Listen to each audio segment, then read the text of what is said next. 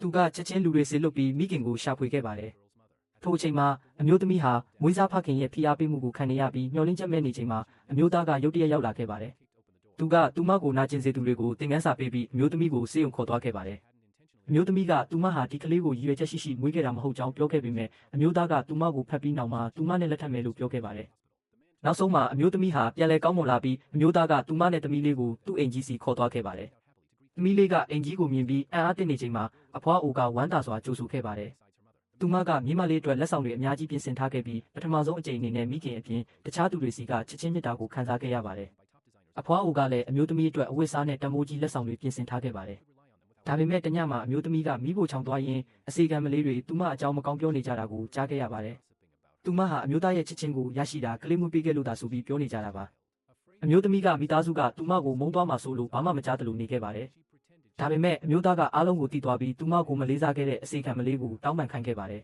။အဖွားအိုကလည်းအဖြစ်အပျက်ကိုသိပြီးအဲ့ဒီအစီကံမလေးကိုအလုံးမထုတ်ပယ်ကနောက်တစ်ခါပြန်မခန့်တော့ဖို့ဆုံးဖြတ်ခဲ့ပါတယ်။သူမကလူတိုင်းကိုကြေညာလိုက်ပါတယ်။ဒီအမျိုးသမီးကိုမထီမဲ့မြည်ပြုရဲသူတိုင်းအလားတူအကျိုးဆက်ကိုရင်ဆိုင်ရမယ်လို့အဲ့ဒီအချိန်မှာအမျိုးသမီးဟာသူမရဲ့ဘဝမှာပထမဆုံးအကြိမ်စစ်မှန်တဲ့မိသားစုရဲ့နှွေးထွေးမှုကိုခံစားပြီးပျော်ရွှင်သွားခဲ့ပါတယ်